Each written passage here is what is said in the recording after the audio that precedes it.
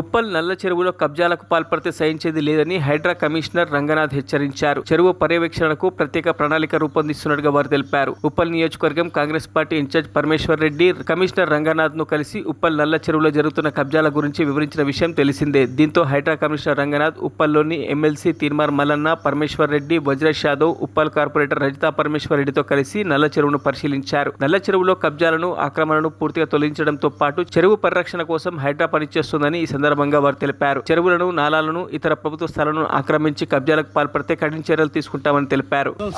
ఒక పెద్ద బాగుంటుండే మధ్యలో కట్టి అవతల సైడ్ నాలా వస్తే ఆ నాలాను క్లోజ్ చేసి నాలా మొత్తం 40-50 గజాలు చేసి అమ్ముకున్నారు.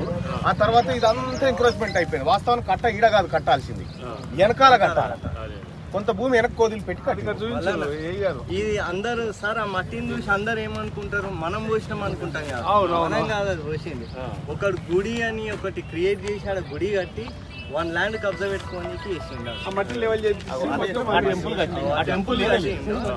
మొత్తం పక్కన టెంపుల్ కూడా గవర్నమెంట్ ల్యాండ్ 3 ఎకరాలు. అదే అంటే విలేజ్ బౌండరీ మీద పిజ్జా కూడా 3 రూపాయలు కలిపి 3 ఎకరాలు గవర్నమెంట్ ల్యాండ్ ఉంది. దాన్ని మనం శ్మశాన వాటికి కేటాయించాము. కానీ ఇప్పుడు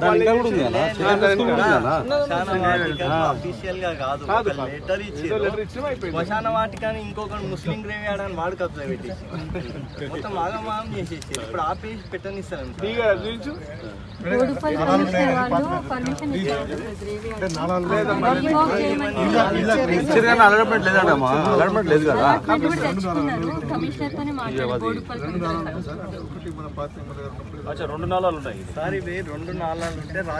మరిన్ని అప్డేట్స్ కోసం మా ఛానల్ ని సబ్స్క్రైబ్ చేయండి.